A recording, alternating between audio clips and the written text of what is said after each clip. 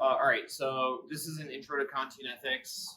I will begin with an extremely rapid overview of utilitarianism. I'm sure everyone has gotten a util lecture before. A couple of you have gotten this exact util lecture before, so I will not bore you with going through it, but just to kind of get a repeat, utilitarianism is the ethical theory that primarily is used in debate. The reason that we use it in debate so frequently is because utilitarianism is particularly useful at deciding between two competing actions. I think kind of the origin of this and the reason that it comes intuitively to us is largely because of proof and rejoinder, right? So the AF must demonstrate that the plan is preferable to comparable alternatives. The neg must disprove that. At the end, the judge must adjudicate between two competing proposals. The easiest way to do this is to ask yourself, what are the consequences of doing the proposal versus what are the consequences of doing the competing proposal, which could, of course, be the status quo. It's rooted in a long philosophical tradition from Jeremy Bentham and John Stuart Mill. Currently, the way we think about it in debate is primarily via a lot of ethical altruism people like Toby Ord, William McCaskill, and Nick Bostrom, who deploy utilitarianism for the study of existential risk.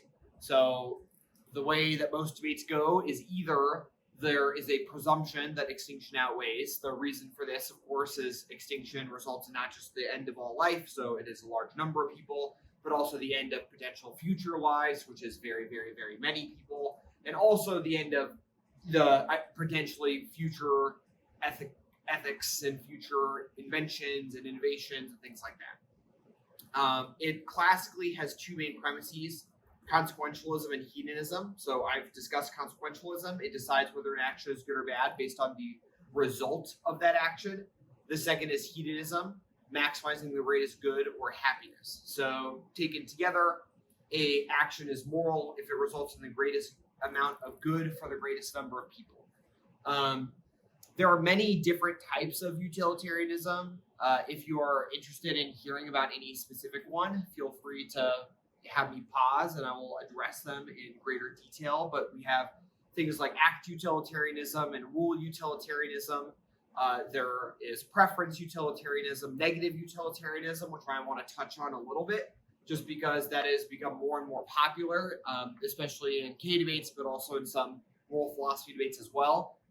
Negative utilitarianism makes an argument that rather than hedonism, we should instead attempt solely to take actions that avoid suffering.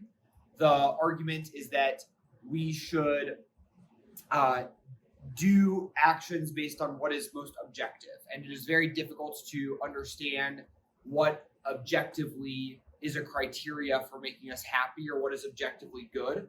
But it is much more universal and much easier to relate to and understand pain. And so the most ethical decision is one that will result in the least amount of pain for the most amount of people, rather than the most amount of happiness for the most amount of people. The concerns that the utilitarians have, and there's a very good Toby Ord article called "Why I'm Not a Negative Utilitarian," which kind of goes through this. There's also very good responses to that. Is that it kind of results in two big conceptual issues. Conceptual issue number one is the presumption that life is worth living solely if it does not have pain. Presumes that if your life has more pain than it has pleasure, then your life is not worth living, which is potentially ableist, it's potentially racist, sexist, it's extremely harmful to espouse that sort of ideology, and many people feel like that is the logical conclusion to the theory.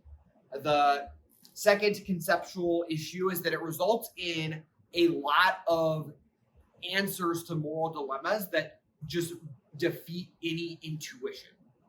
And this concept of intuition is one that I want us to be extremely concerned with throughout all of this stuff. Is ultimately, when debating moral philosophy, the first thing that you should trust is your intuition. If your gut instinct tells you that the logical conclusion that this theory draws in is completely awful, it would be terrible, if we made decisions this way, it would be a horrible way of making decisions. You should care about that.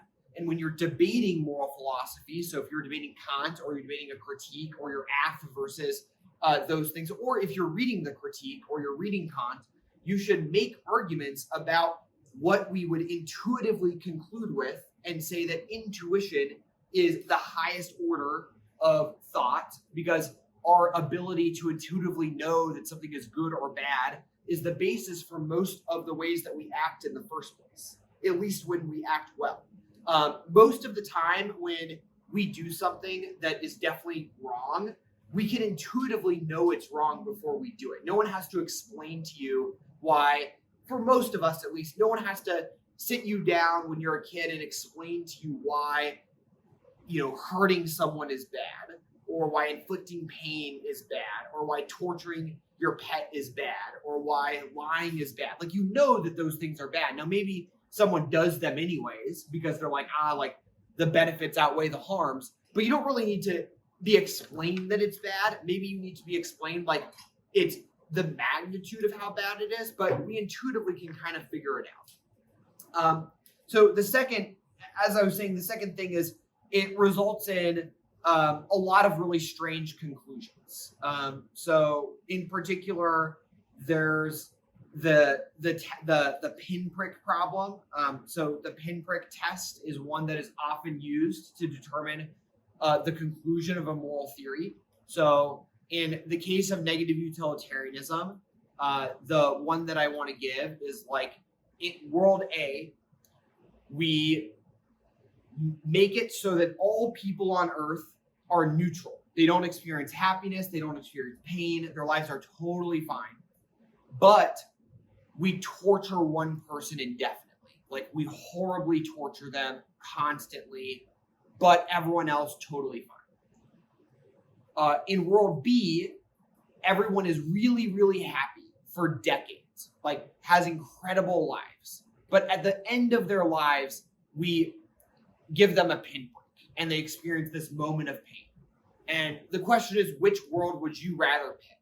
What would you choose if given the option?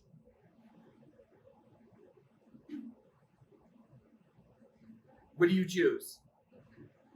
Huh? You would choose all people on Earth receive a moment of pain. That is better than one person being tortured indefinitely and everyone else feeling nothing. Yeah, so like intuitively, we can intuit that would probably be preferable. And it kind of goes against any moral logic or reason to be like, yes, because we want to avoid pain for the greatest number of people, it's totally fine for one person to experience immense amounts of pain because the benefit is no one else experiences any pain. And intuitively, we can kind of come to our senses like that's wrong. And so part of how I would encourage you to think about this stuff, both in a util versus other stuff sense, also in a Kantian sense, is does this logically make sense? And if there's some immense logical flaw, then that is probably a reason that we should update our moral theory. And I think that you want to be making arguments all the time where you're giving examples or using cross-examination to ask questions about various hypotheticals given the other team's moral framework to demonstrate the absurdity of that framework if taken to its logical conclusions. And I think that is a very persuasive way of thinking about moral philosophy and really, really helpful. Okay, so does anyone have some more questions about utilitarianism? No. Okay. Yeah.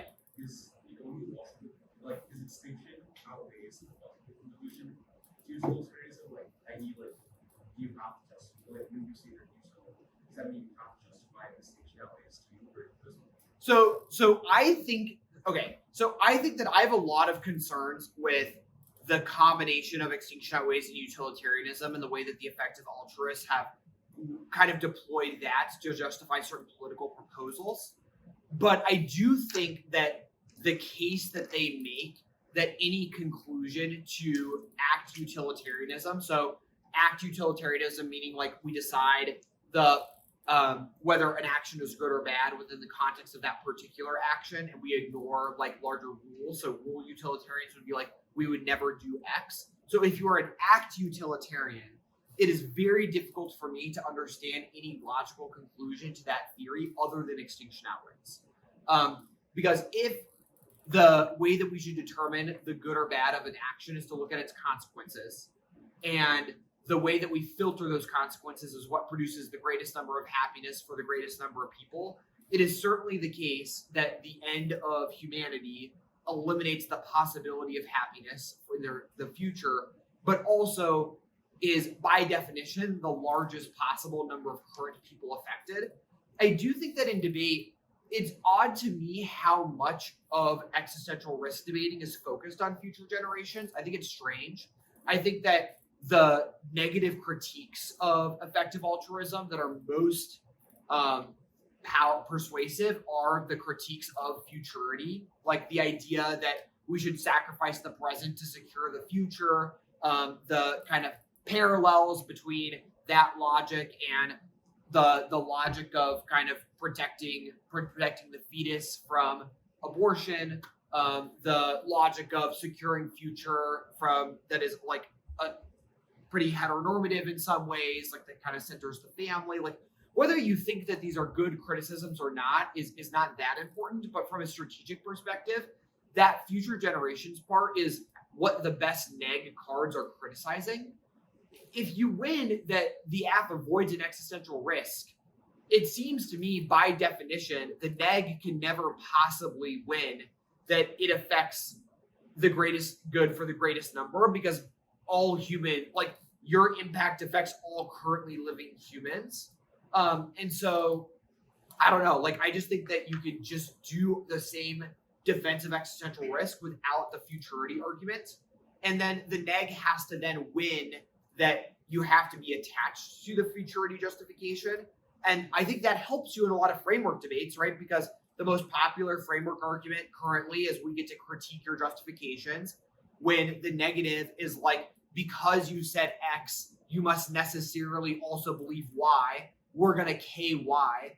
That makes their framework argument look way more unpredictable and way more of a moving target, because they're no longer K'ing your justifications. They are asserting that because you used this justification, you must use this other one.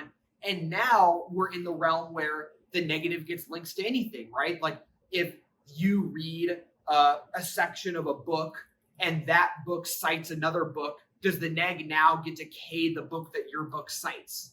In my mind, there's very little difference between those two things. And so the more you can limit the scope of negative offense, particularly when you can get rid of some of their best stuff, and then they inevitably will make links to those things, and then you can use that to be like, this demonstrates your framework argument is arbitrary and like nothing. And so I think that, I don't know if that all is that, are we tracking what I'm talking about? Yes. Okay. So do you all already do this? No?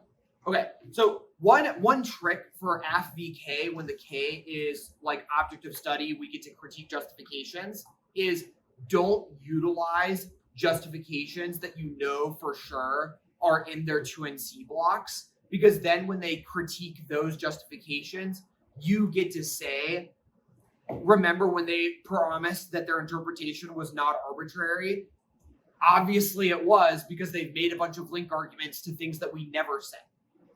And so I think that will help you a lot in proving why the negs framework is just the justifications thing is kind of fake and arbitrary, not based on anything.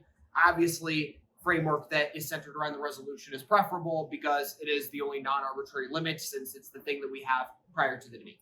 So that's like a useful trick, I think, when debating reps Ks or justifications-based critiques. Good question, though. I kind of ranted a lot about an unrelated thing, but hopefully it was at least helpful. Other util-related questions before we do Kant? Yes? So, like, when you're, like, pushing back on, like, the util framing, and you're trying to, like, explain it through, like, this intuition argument, how do you, like, do that? Because, like, Yeah, so intuitively, right? So we can intuitively come to know that via examples, and examples debating that utilitarianism is really bad at deciding certain things. Like I'm going to talk about like the naturalistic fallacy, inductive reasoning, why those are bad, whatever. Who cares? Like put those aside for a second. Just imagine that a friend comes to you and is like, I just experienced this thing. It was really sexist. I'm like, I really want to talk to you about it. And your response was like, tell me the consequences of that. Like, justify to me why I should care about, like, what is the impact to sexism? And that was your answer to their question. Like, intuitively, you know not to do that. You would just presume that it matters. You wouldn't care whether or not sexism has an impact or how large the impact is. You would just listen to them and hear them out. And so the way that you can kind of implement stuff like this in debates where you're pushing back against utilitarianism is that oftentimes looking at the consequences of something kind of misses the point for two big reasons. The first is that it's often really, really hard to describe or explain the consequences of a bad experience because you just had that experience. Like it can be difficult to put into words, or it's hard to explain the material implication, but it has a psychological implication. And being able to kind of describe how intuitively we would come to realize that even if a thing were beneficial to us, like even if a thing produced more pleasure and more happiness for a society as a whole, we have rejected it, is important. And I think that the utilitarianism will always push back on these things by being like, yes, but if you looked at the consequences, you would still reject it. Like slavery is kind of a classic example. The debate to be had is like, if slavery is on balance, produces more happiness for more people, then we obviously should have it from a utilitarian perspective. Utilitarians would say historically, slavery, not so good actually, extremely like they can maybe assign weights or values that are like the harm outweighs the good. Even if there is some good, ultimately it's not that good because empirically it prevents entrepreneurship or innovation or whatever. Intuitively, we want to be able to say slavery is bad without then providing a consequentialist justification for it. Like slavery is bad because it's unethical should be enough. In the same way, racism's bad because it's bad should be a thing that we intuitively know and come to terms with, or doing something that is unfair is bad because it's unfair should be enough. And the kind of like, well, what's the impact to it? Is kind of like intuitively feels gross. Yes, for like most of us, maybe for some of us it doesn't. Fair enough. But intuitively it feels messed up to be like, why should I care about sexism? And the idea that we must always assign a consequence to the harm is intuitively wrong. And you can make arguments that is like, as an educator, when you intuitively know that something bad is happening, you shouldn't need the person who is experiencing that harm to persuade you to care. You should meet them where they are, take them at their word.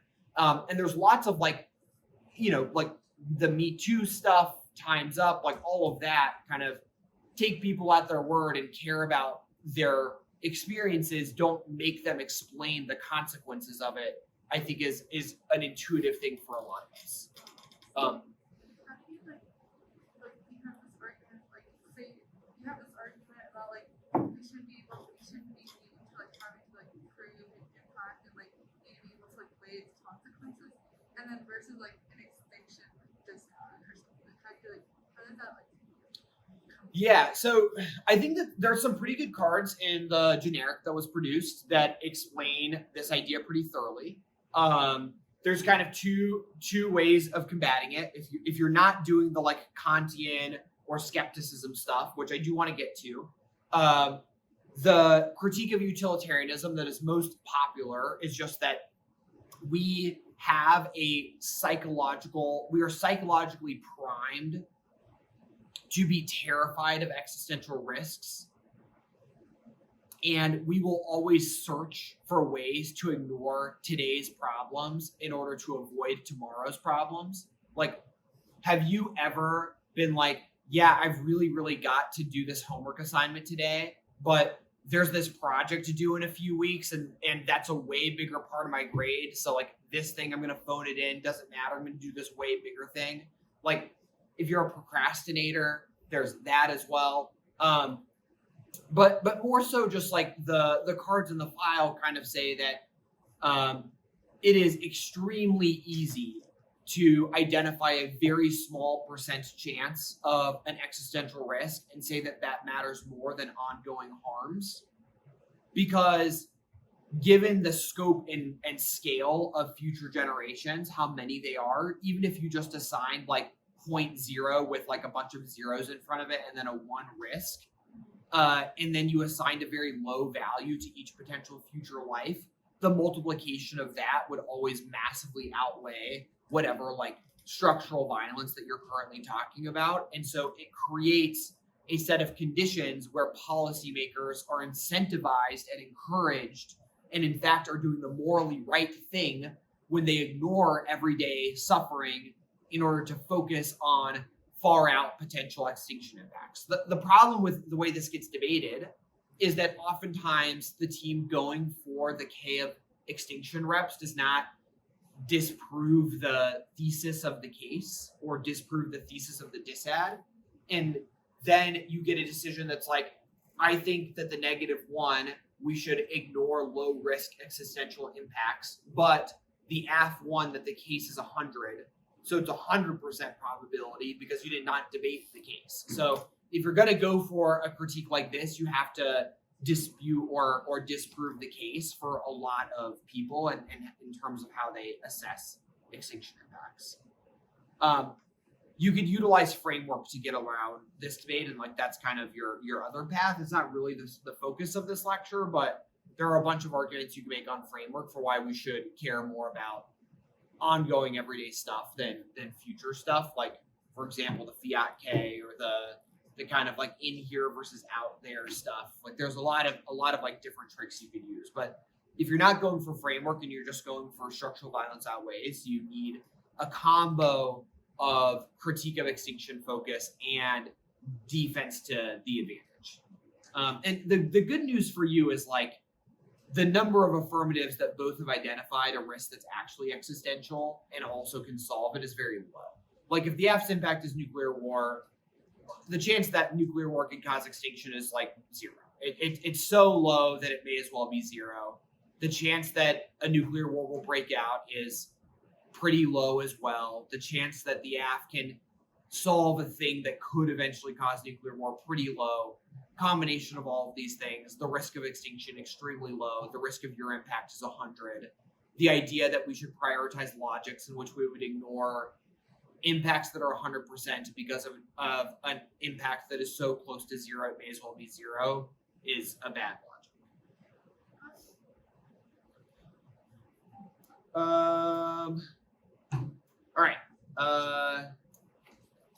Let's get into kind of Kantian ethics. So Kant finds himself at a really interesting time in the history of ethics because there is the problem of skepticism and the idea that ethics is impossible because we can't really know what is good and what is evil. The reason for this is the problem of induction.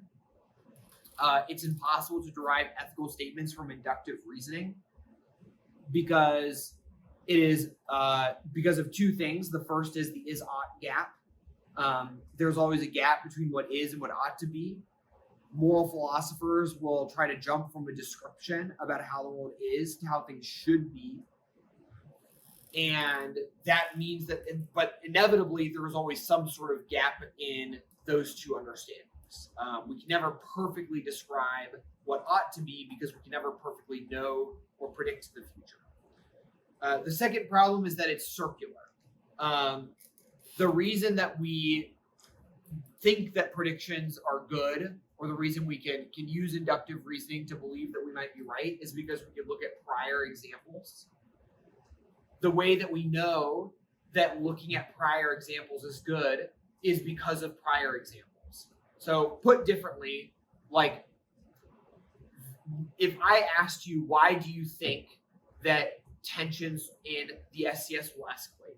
You might say, well, because we can look at actions taken by both sides.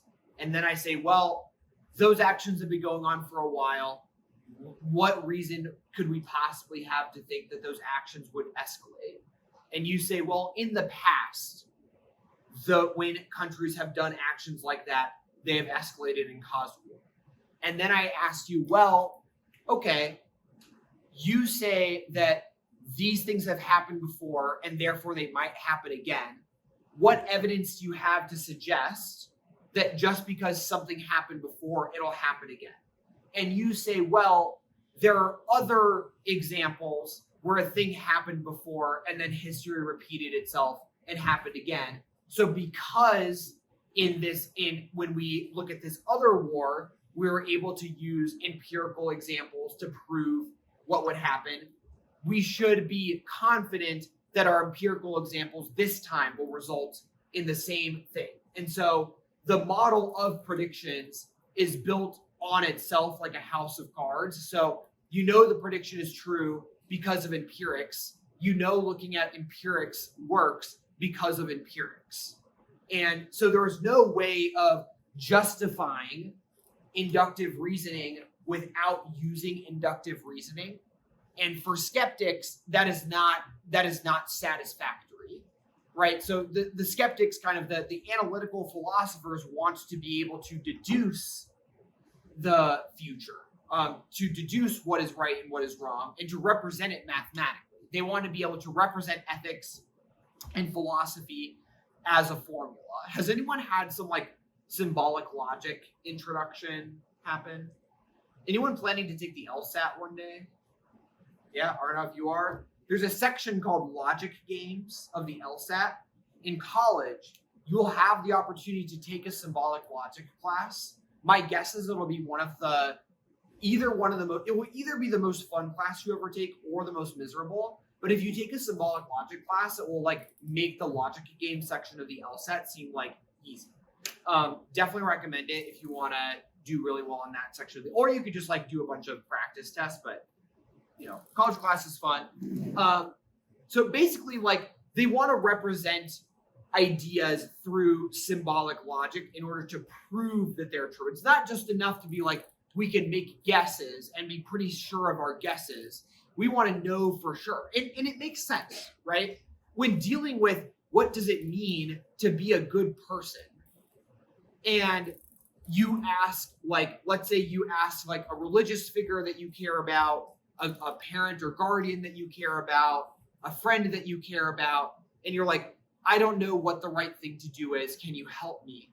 And they're just like, yeah, I got no idea, but we could look at some empirical examples and make some predictions about what will happen to figure out what is right or wrong. That might be satisfying for some of you. It was not satisfying for the skeptics, and it was not satisfying for Kant. So Kant's theory is based in something called deontology. It refers to the study and nature of duty and obligation. There is a lot of building on Hume and skepticism. The first major premise of deontology is that ethics are possible.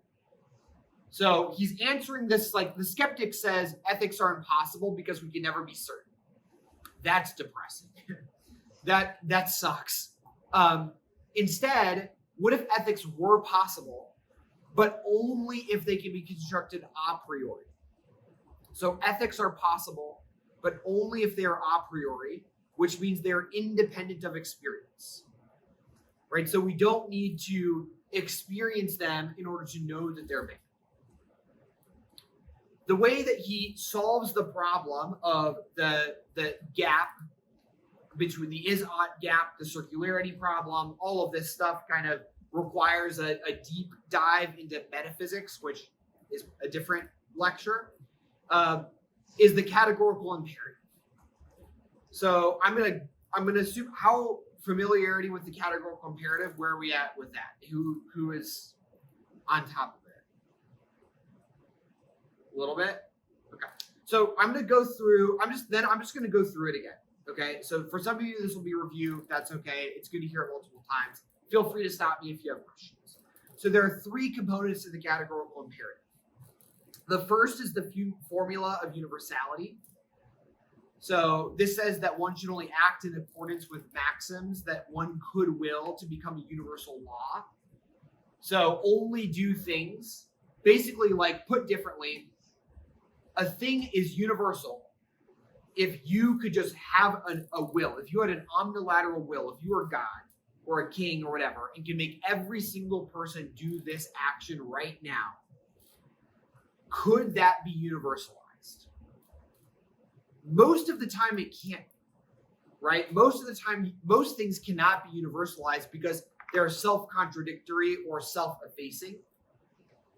And because we want ethics to be absolute, you cannot will a contradiction. So you could not will for people to lie, because if everyone was lying, right, then because the will that is like everyone should lie, if everyone should lie, that will could be a lie in of itself. So you could be lying about wanting other people to lie. You would never know, like, whether the thing is morally good or morally bad, because you would never know whether it's a lie or it's not a lie, because you have said everyone should lie. Stealing, it's not universalizable because it would negate the reason to steal in the first place. So if we were to imagine that we were to will everyone to steal, then it would just eliminate the concept of private property. And so there would be the concept of stealing would cease to exist. And so those are not universalizable. A lot of people have some issue with the lying problem because of the Nazi officer issue. Anyone know this like AT universalizable categorical imperative doesn't make sense because there should be contingency, insert my tailoring problem card. Anyone, what's the Nazi officer example? Anyone heard this one? Yeah. If lying was accepted to be universally high, there was clear technical assume that theory would say that you can all lie in these lines. Yeah, right. In theory, right. So a big way that people love to be like, this Kant, this fool, Kant has never considered that sometimes you have to lie to protect other people. That obviously means his entire theory is zero. It's nothing. This is a weak interpretation of Kant. It's to me, it's a pretty egregious misreading. I do not have the time to go through every single argument in this article, but there's an article by Helga Varden, Varden, first name Helga, called Kant and Lying to the Murder at the Door. It's called Kant and Lying to the... It's also got one more time, Kant's Legal Philosophy and Lies to Murderers and Nazis. But if you just look up Kant and Lying to the Murder at the Door by Helga Varden, there are many, many pages about why this is a total misreading, what most people's answers are, why those answers are inadequate, and then Helga's 2AC to this. So if you're reading Kant, or you're just this seems like such a big issue with the categorical imperative that I don't want to learn it, I'd recommend reading through this. The extremely short version of some potential responses to this is one, if you lie, you have violated the categorical imperative. You have ceased the ability to have an a priori constructed ethic, which means that you are responsible for the consequences of that lie. And so in some ways, consequentialism does come into play when a universalizable maxim is violated, and you are choosing, you know that is a universalizable maxim, you're choosing to violate it anyways. That means that you are accepting the consequences of that lie. And if that lie ends up resulting in a lot of harm, then that's tough. The kind of example Kant gives that's much lower stakes is directions. If someone asks you for directions somewhere and you decide to send them somewhere you decide to send them into where a war zone is happening to like be funny, you have violated the maxim of telling the truth. And so if harm comes to that person who you lied to about the directions, then you are responsible for the consequences of that lie because you have acted. This is a big part of the act omission distinction. Telling the truth to the officer or telling truth to the person of the directions may be a worse thing given the context potentially, but you cannot blame the person for doing so because you cannot blame bystanders or blame those who omit an action in the same way that you blame someone who takes an action. So in the Nazi officer example, the way Kant would answer this is that if a person is horrified by Nazis at their door, threatening to kill them and their family if they don't tell them where they're hiding people, and you're like, that person in their fear reveals the truth, it would be really strange, according to Kant and for a lot of Kantians, to be like, this person is a horrible person. Like, how dare you tell the truth to a Nazi? What is wrong with you? You're responsible for the deaths of those people that you were hiding. It's like, no, you're not. Like, yes, optimally, it'd be great if we were all heroes and be willing to stand up to the courage of our convictions and lie to authority. Like, great, that could be good. But the idea that we would equivalently blame the person who told the truth and was just telling the truth and not, and going by the categorical imperative to be truthful, and then blaming them for the consequences of telling the truth, especially when they are put under duress, is a totally unfair way of looking at it. The kind of third component is the notion of contracts. So this kind of became popular last year with this promise breaking argument. If anyone saw that, it was like Biden has promised to weaken IP, card. The AF strengthens IP. That breaks a promise. That's bad for Kant reasons. The problem with that logic is that there is no formalized contract, and there is no contract between you and the Gestapo at your door, because the imposition of the police officer or the Gestapo or whoever is made under duress. It is not a negotiated contract. So if you negotiate a contract under equitable terms and then you break that contract, that lie is a really bad one because you have willfully acted under your own knowledge to violate a universal maxim in the categorical imperative. So I know this has been kind of long, but it's a question I've gotten a bunch about. Does this make sense for why this is not like a GG no re, Kant is gone, like K of universality, the like lying, like the Nazi at the door example? Yeah, is this making sense? Okay. And also, like, again, this intuition thing, like intuitively, this is true. Like if you've seen a movie, like, I don't know, like Inglourious Bastards or something, like the poor French, like, farmer who is being horrified by this person who is interrogating them, being like, the farmer is the problem, is intuitively a really weird conclusion. Hopefully that all makes sense. Okay, Formula 2, yes. Why is like you can't blame the person who told the truth, like the example of the activation distinction if they're still acting? Well, because so that's a good question. It's because they have not acted in a way, they have not taken a action to violate the kind of like correct moral thing, which is so telling the truth or being silent are both very, very much omissions because you are omitting the action. The action is to be the hero, to tell the lie, to accept the consequences of the thing. So that's a good question because it's a little different than the way we mostly think of the act omission distinction. The way we mostly think about it is the trolley problem, is the way that act omission is taught most simply. So, you've got 5 people on one train track, 1 person on the other, and the train is going to hit the 5. Do you pull the lever so then the train switches tracks and kills the 1 person? The act omission distinction would say that if you take an action in order to kill the 1, then you are responsible for the death of that person. If you do nothing, like if I don't know, you froze in place, or you were just a bystander, or you thought maybe that they would get free. Like, you are not responsible for the consequences of that action because you did not act. So there's a difference between action and omission. And we can imagine, we can never be certain, right? Part of that is this logic of induction is impossible, because it could be the case that the 5 together were strong enough to break the rope, but the 1 was not. And so at the last second, the 5 are pulled together, break through the rope, they escape, not a single person dies, and you've pulled the lever and you've killed the 1. And because it's just one person, they weren't strong enough to break through the bindings. And you can never know when you're choosing to pull the lever whether there's a possibility that the 5 actually are going to die. You can't be certain about it. Or maybe someone comes out of nowhere and severs the cord.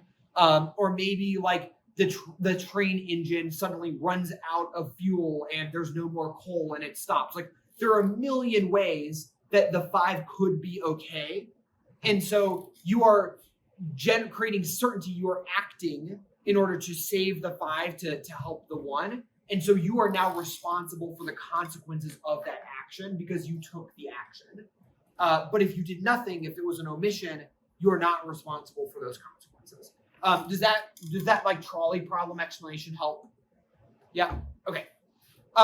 Formula 2 is the formula of humanity, also called the formula of the kingdom of the ends. I've seen a bunch of different ones for this, but this is that we should always treat others as ends in themselves, never as a means to an end. The reason is that humanity as the source of reason is invaluable.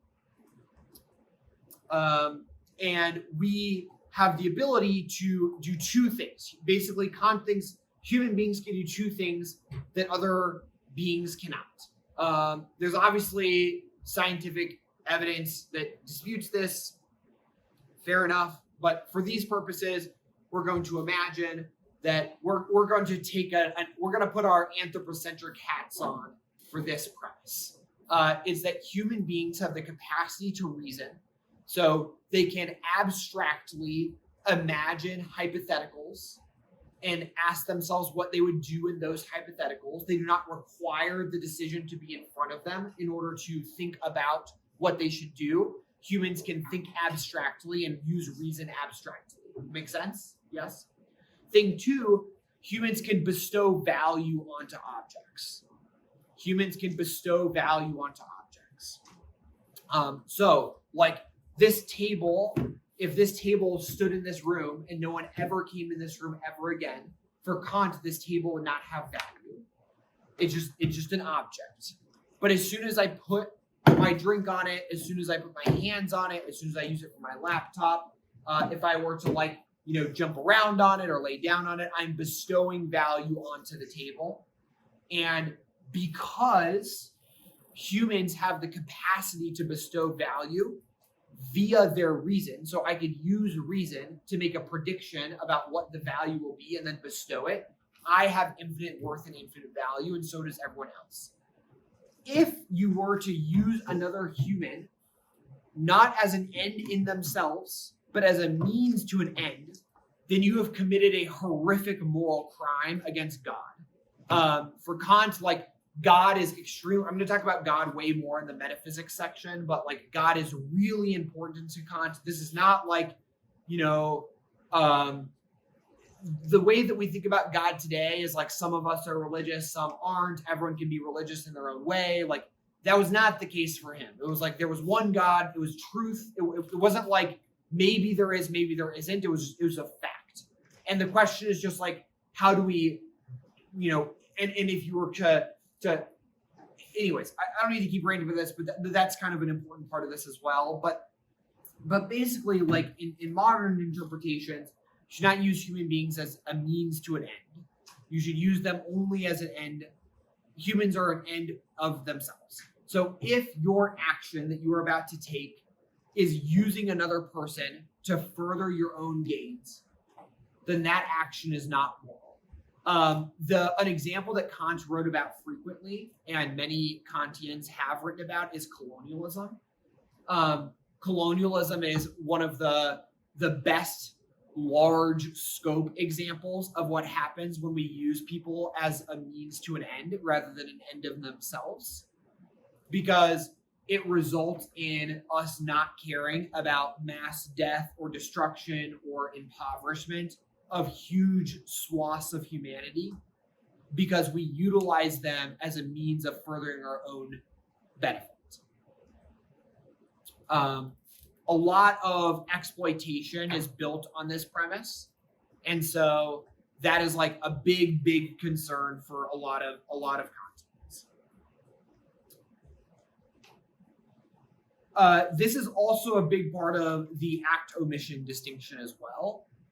So to return to the trolley problem, you can never pull the lever, not just because of the problem with induction and the notion that like you can never be certain that pulling the lever will in fact save more lives. It could in fact kill more people, but also you are now using the one as a means to an end because you are using the person on the track that you are killing in order to save the five. And so you have reduced the value of that person to a chair or to an object and condemned them to die. You are not God, and therefore you cannot decide the value of another human being. Only God can do that. In non-religious terms, like acting like you could decide the value of another person is kind of a messed up thing to do. Like it's just being a jerk. It's being a despot. It is authoritarian. It's fascist, right? I think we don't really need the God stuff in order to understand why reducing other human beings to an end or to a means to an end is bad. Does anyone have questions about this second premise? How would you say that utilitarianism often uses people as a means to an end rather than an end in themselves? Like, how would you, if you're going for this against util, how would you best critique util with this idea?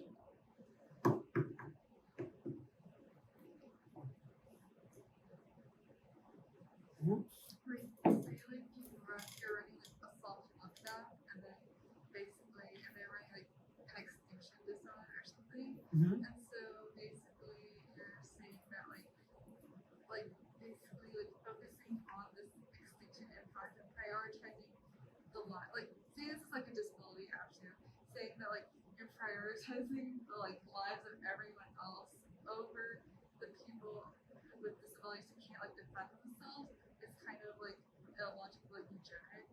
Yeah, so I don't disagree with the single thing you've said. All of this is correct. These are arguments you can make. They're good arguments. I think Kant would take it a step further, which is that you are utilizing the deaths of the people the act is about in order to be a means to an end that you want to achieve, which is saving other people. So you've just taken the trolley problem and expanded it. So instead of the trolley problem being one person versus five people, it is the group that your affirmative is about and everyone else, and you are utilizing the deaths of those people to save the lives of others.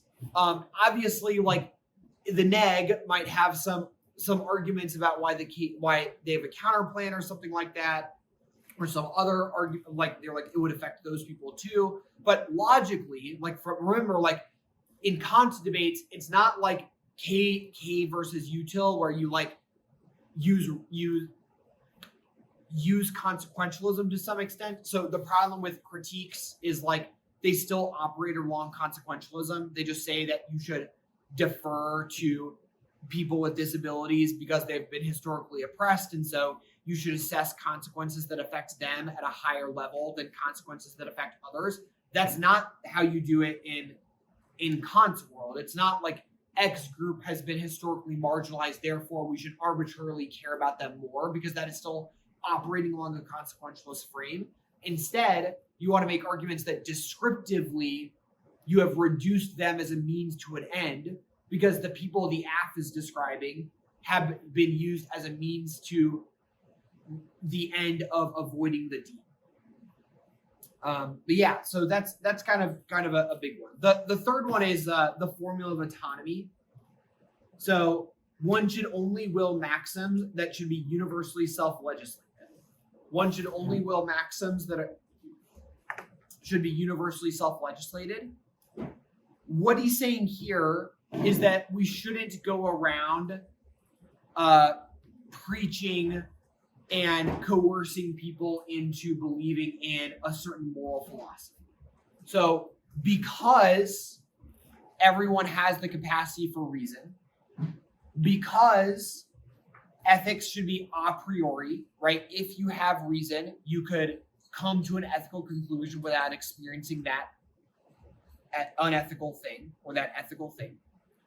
And because all human beings are endowed with the capacity for reason, the capacity to bestow value, every human could independently come to the conclusion that something is universalizable and meets this, that something meets the first two categories, right? That if someone comes to believe in a moral truth because they were forced to do so, then you have coerced them into it and they haven't come to that conclusion in an a priori way because you have forced it upon them.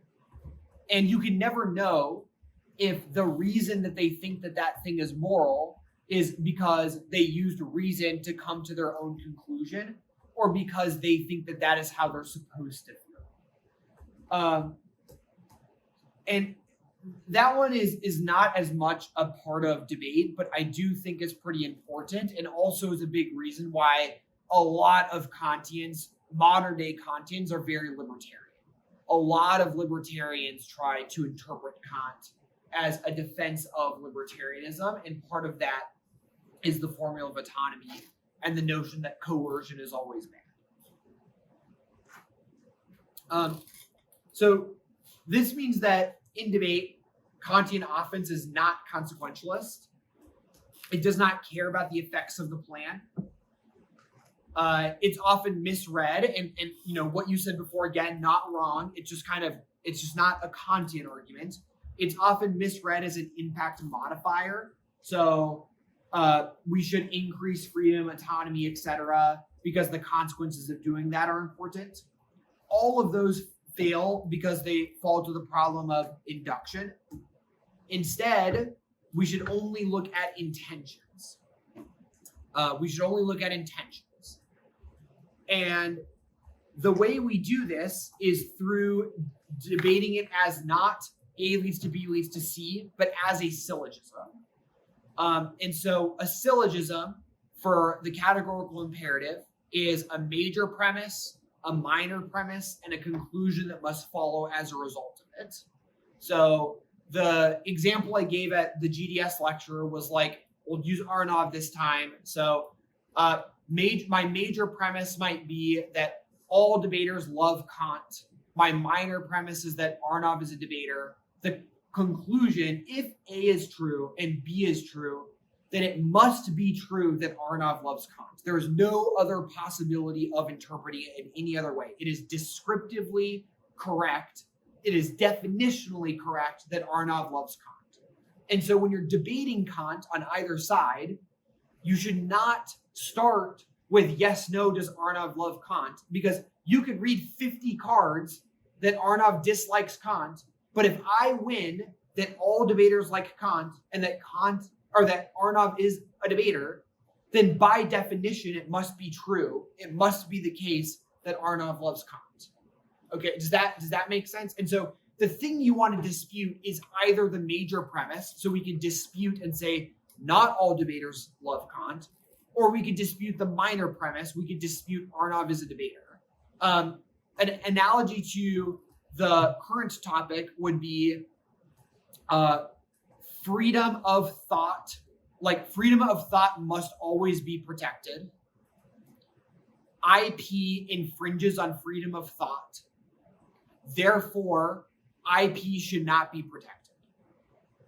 We could read 100 cards that IP should not be protected because it harms innovation or it is bad for pharma. Doesn't matter. Irrelevant. The only things that matter are the major premise that freedom of thought must be protected, or the minor premise that IP harms freedom of thought. If the negative is winning in their Kant K, like if they're winning this induction problem, they're winning like all justifications for the categorical imperative, and all you win is a bunch of disadds to the conclusion, then anyone who is fairly adjudicating that debate would vote against you pretty quickly. It'd be a crush. So you either need to disprove the induction stuff, disprove the categorical imperative, when consequentialism is how we should debate it, or oftentimes much more simple, dispute either the major or minor premise.